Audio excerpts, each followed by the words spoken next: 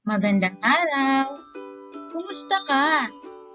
Nasa tabi niyo na ba ang inyong lapis at papel? Kung wala pa, kunin na ito para may magamit kayo mamaya. Ang asignatura natin sa araling ito ay tungkol sa araling panlipunan. Ito ay napapaloob sa unang markahan sa unang linggo. Ang paksa natin sa araling ito ay ang aking komunidad.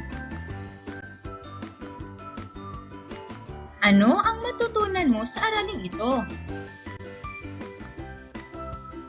Mahalagang malaman mo at maunawaan mo ang kahulugan ng komunidad. Marapat na kilalanin ang mga bumubuo at uri ng komunidad upang higit na maunawaan ang kahulugan nito.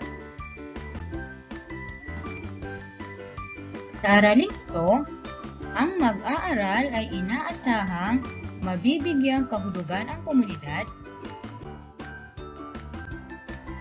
matutukoy ang mga bumubuo ng komunidad, at masasabi ang kinaroroonan ng komunidad.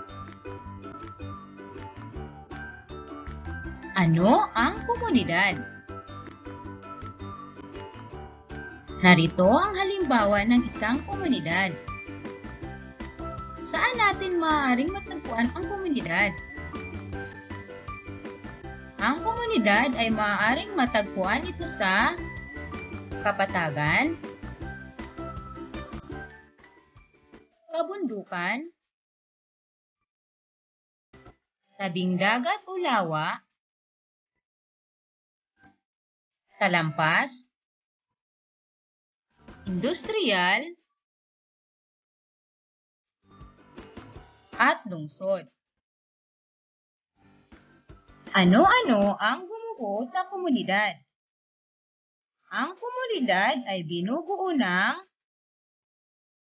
paaralan, pamilihan, sambahan, pook libangan, sentrong pangkalusugan, panahanan, at bahay pamahalaan. Ngayon mga bata, sagutan natin ang mga tanong.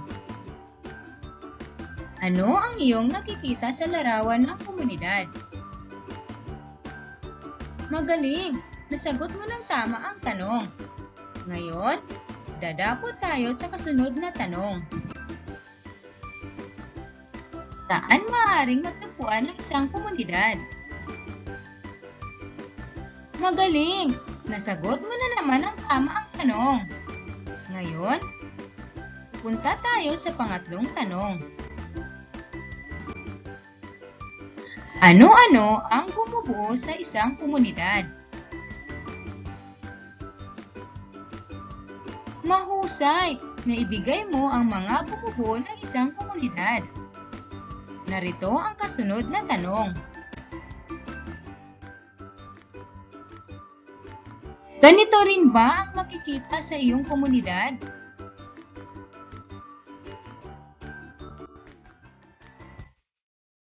Magkakapareho ba ang mga komunidad?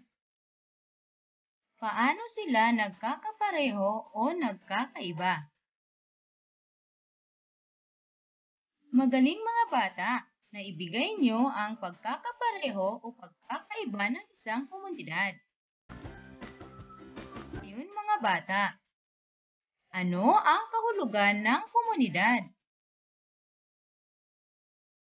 Magaling! Naibigay ninyo ang kahulugan ng komunidad. Mga bata, ilabas sa inyong lapis at papel. Iguhit sa papel ang bumubuo sa iyong komunidad. Ulayan ang inyong iginuhit. Ang galing niyo naman mga bata, naiguhit ninyo ang mga bumubuo sa komunidad. Ngayon naman mga bata, ituro ang larawan na katulad ng kinaroroonan ng iyong komunidad. Kapatagan, kabundukan, lungsod, talampas, industrial, o tabing dagat. Ang galing nyo naman mga bata, na ituro ninyo ang larawan na katulad ng kinaroroonan ng inyong komunidad. Ngayon mga bata, ilabas muli ang inyong lapis at papel. Piliin sa loob ng kahon ang tamang sagot.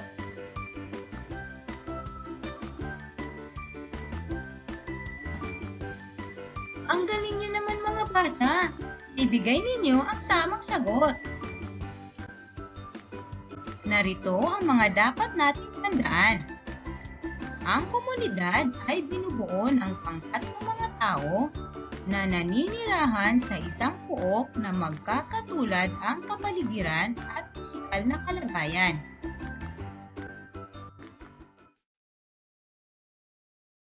Ang komunidad ay binubuo ng pamilya, paaralan, pamahalaan, simbahan, sentrong pangkalusugan, pook libangan, at pamilihan.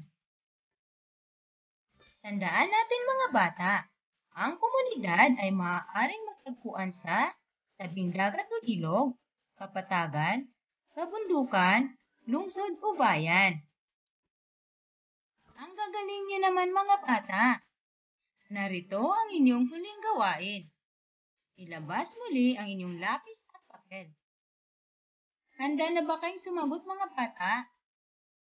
Narito ang unang tanong. Ano ang kahulugan ng komunidad? Pangalawang tanong.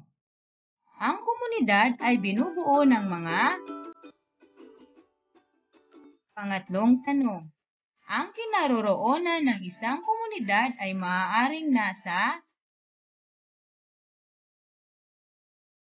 Ang gagaling niyo naman mga bata! Naibigay ninyo lahat ang tamang sagot. Paalam mga bata! Hanggang sa muli!